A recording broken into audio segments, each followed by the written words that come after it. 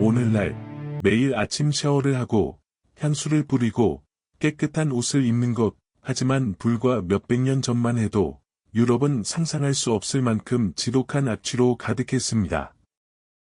오늘 여러분께 들려드릴 이야기는 단순히 냄새에 관한 이야기가 아닙니다. 이것은 유럽 문명 전체를 뒤흔든 혁명에 관한 이야기입니다. 한 작은 병에 담긴 액체가 어떻게 왕족부터 평민까지 사회 전체의 관념을 바꿔놓았는지, 그 놀라운 역사 속으로 지금 떠나보겠습니다. 17세기 유럽. 당시 파리의 거리를 걸어본다고 상상해보세요.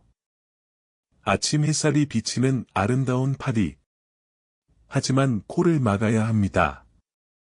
왜냐하면 창문에서 쏟아지는 것은 햇살만이 아니었으니까요. 가르데 루, 물 조심하세요. 이 외침과 함께 2층, 3층 창문에서 쏟아지는 것은 바로 오물이었습니다. 사람들은 밤새 모아둔 배설물을 그냥 창밖으로 버렸습니다. 하수도 시스템? 그런 건 없었습니다. 더 충격적인 사실은 당시 사람들은 목욕을 위험한 것으로 여겼다는 겁니다. 왜 그랬을까요? 당시 의학 이론에 따르면 물이 피부의 모공을 열어 병균이 들어온다고 믿었습니다. 특히 뜨거운 물은 더욱 위험하다고 생각했죠. 흑사병이 유럽을 휩쓸고 지나간 후, 이 공포는 더욱 깊어졌습니다. 베르사유 궁전의 태양왕 루이 14세조차 평생 목욕을 손에 꼽을 정도로만 했다고 합니다. 대신 무엇을 했을까요? 마른 천으로 몸을 닦았습니다. 그리고 향수를 뿌렸습니다. 귀족들은 사실 더 심했습니다. 화려한 드레스와 정교한 가발 밑에는 상상하기 힘든 불결함이 숨어 있었습니다.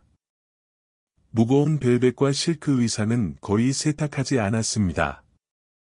가발에는 이가 득실거렸고, 귀족 부인들은 가발 속 이를 긁어내기 위한 특수 막대기를 항상 지니고 다녔습니다. 연회장은 화려했지만 악취가 진동했습니다. 사람들은 악취를 가리기 위해 향수를 병채로 몸에 부었고, 향수를 적신 손수건을 항상 코에 대고 다녔습니다. 이제 우리는 프랑스 남부의 작은 도시, 그라스로 가봅니다. 지중해의 따뜻한 햇살 아래, 라벤더와 장미가 만개한 이곳은 향수 산업의 중심지가 되었습니다. 하지만 처음부터 향수를 만들기 위해 시작된 것은 아니었습니다. 그라스는 원래 가죽 무두질로 유명한 도시였습니다. 문제는 가죽 무두질 과정이 엄청나게 지독한 냄새를 풍긴다는 것이었죠. 가죽 장인들은 이 악취를 없애기 위해 향료를 사용하기 시작했습니다. 16세기, 이탈리아의 메디치 가문에서 온 캐서린 공주가 프랑스 왕실로 시집왔습니다. 그녀는 자신의 전속 향수 제조자를 데려왔고, 이것이 프랑스 향수 산업의 시작점이 되었습니다. 이탈리아 르네상스 문화와 함께 들어온 향수는 곧 프랑스 귀족 사회의 필수품이 되었습니다. 당시 향수를 만드는 것은 연금술에 가까웠습니다. 장미 1kg의 에센스를 얻기 위해 4톤의 장미꽃잎이 필요했습니다. 향수 제조자들은 새벽 이슬이 맺힌 꽃을 직접 손으로 따야 했고, 24시간 내에 처리하지 않으면 향이 날아가 버렸습니다. 가장 귀한 원료는 용연향이었습니다. 향유고래의 장에서 나오는 이 물질은 금보다 비쌌고, 향을 오래 지속시키는 마법의 재료로 여겨졌습니다. 사향, 앰버그리스, 시벳. 이런 동물성 향료들은 당시 향수의 핵심이었습니다. 아이러니컬하게도 순수한 상태에서는 이것들도 불쾌한 냄새를 풍겼지만 희석되면 관능적이고 지속적인 향을 만들어냈습니다. 하지만 향수는 단순히 냄새를 가리는 것 이상의 의미를 가졌습니다. 향수는 신분의 상징이었습니다. 어떤 향수를 쓰느냐로 그 사람의 계급을 알 수 있었죠. 왕실에서만 쓸 수 있는 향이 있었고, 평민이 함부로 귀족의 향수를 흉내내면 처벌받을 수도 있었습니다. 향수는 또한 권력의 도구였습니다. 루이 15세의 정부였던 퐁파두르 부인은 매일 다른 향수를 사용했고, 그녀의 방은 향수의 궁전이라 불렸습니다. 그녀는 향수를 통해 왕의 환심을 유지했습니다. 18세기, 유럽에 새로운 바람이 불기 시작했습니다. 계몽주의 시대의 도래였죠. 과학자들은 질병의 원인을 연구하기 시작했습니다. 그들은 악취와 질병 사이의 연관성을 발견했습니다. 잔기설, 나쁜 공기가 병을 일으킨다는 이론이 등장했습니다. 비록 세균에 대한 정확한 이해는 아직 없었지만, 청결이 건강과 관련이 있다는 사실을 깨닫기 시작한 것입니다. 진짜 혁명은 비누 제조 기술의 발전에서 시작되었습니다. 마르세유 비누가 대량 생산되기 시작했습니다. 올리브 오일로 만든 이 비누는 피부에 순하면서도 효과적이었습니다. 가격도 점차 내려가 일반 시민들도 구매할 수 있게 되었죠. 1789년, 프랑스 혁명이 터졌습니다. 이것은 단순히 정치적 혁명만이 아니었습니다. 사회 전체의 가치관이 바뀌는 혁명이었죠. 자유, 평등, 박애, 이익 구호와 함께 청결도 모든 시민의 권리이자 의무가 되었습니다. 19세기 들어 진짜 변화가 일어났습니다. 1810년 나폴레옹 법전은 공중위생에 관한 규정을 포함시켰습니다. 파리에는 하수도 시스템이 건설되기 시작했습니다. 빅토르 위고의 레미제라블에 등장하는 그 유명한 파리 하수도 말이죠. 1830년대 영국에서 수세식 화장실이 발명되었습니다. 처음에는 사치품이었지만 점차 확산되기 시작했습니다.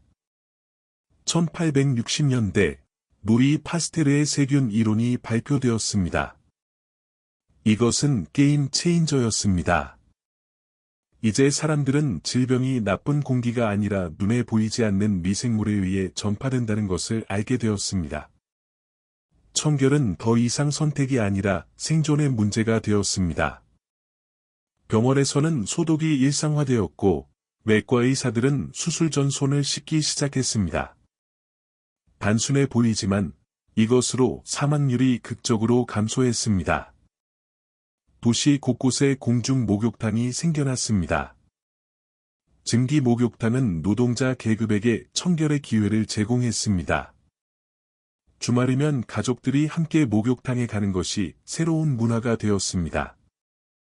상류층을 위한 온천 리조트도 유행했습니다. 독일의 바덴바덴, 프랑스의 비시, 영국의 바스. 이런 도시들은 건강과 청결의 성지가 되었습니다. 19세기 후반, 화학이 향수 산업을 완전히 바꿔놓았습니다. 1868년, 최초의 합성 향료인 쿠마린이 발견되었습니다. 이것은 건초의 달콤한 향을 재현한 것이었습니다. 1888년, 바닐린이 합성되었습니다. 더 이상 희귀한 바닐라 빈에 의존할 필요가 없어졌죠. 이제 향수 제조자들은 자연에 없는 완전히 새로운 향을 창조할 수 있게 되었습니다. 1921년, 향수 역사상 가장 중요한 순간이 찾아왔습니다. 코코 샤넬이 에르네스트 보에게 의뢰해 만든 향수, 샤넬 넘버 5가 탄생한 것입니다. 이 향수는 모든 것을 바꿔놓았습니다. 다니엘 꽃향이 아니라 80여 가지 성분을 조합한 복잡한 향이었습니다. 합성 알데하이드를 대담하게 사용해 완전히 새로운 향을 창조했죠. 샤넬은 말했습니다. 여자는 여자처럼 향기로워야 한다. 장미처럼이 아니다. 20세기 들어 향수는 더 이상 특권층만의 것이 아니게 되었습니다. 대량 생산 기술의 발전으로 가격이 내려갔습니다. 백화점에서 누구나 향수를 살 수 있게 되었죠. 광고와 마케팅의 발전도 한몫했습니다. 향수는 단순한 제품이 아니라 꿈과 라이프 스타일을 파는 것이 되었습니다. 오늘날 우리는 매일 샤워하고 향수를 뿌리고 깨끗한 옷을 입는 것을 당연하게 여깁니다.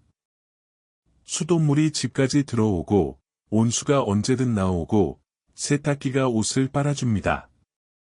치약, 샴푸, 데오도란트, 바디워시. 개인위생 제품의 종류는 셀 수 없이 많아졌습니다.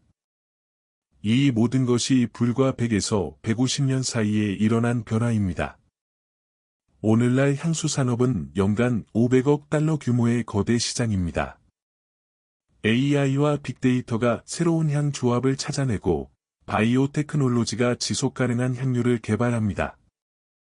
하지만 여전히 그라스의 장인들은 손으로 꽃을 따고 전통적인 방식으로 에센스를 추출합니다. 기술과 전통이 공존하는 것이죠. 아취로 가득했던 중세 유럽에서 청결과 향기가 당연한 오늘날까지. 이것은 단순히 냄새에 관한 이야기가 아니었습니다. 이것은 인류가 어떻게 자신을 변화시켜 왔는지에 관한 이야기였습니다.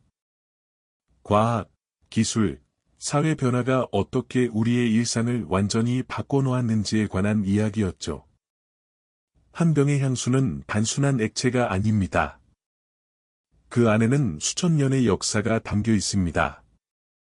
장인의 땀과 과학자의 발견, 예술가의 영감과 기업가의 비전이 담겨 있죠.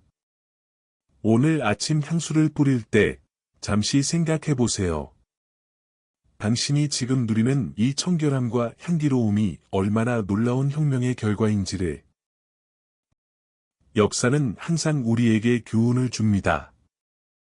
우리가 당연하게 여기는 것들이 실은 누군가의 오랜 노력과 혁신의 결과라는 것을 말이죠.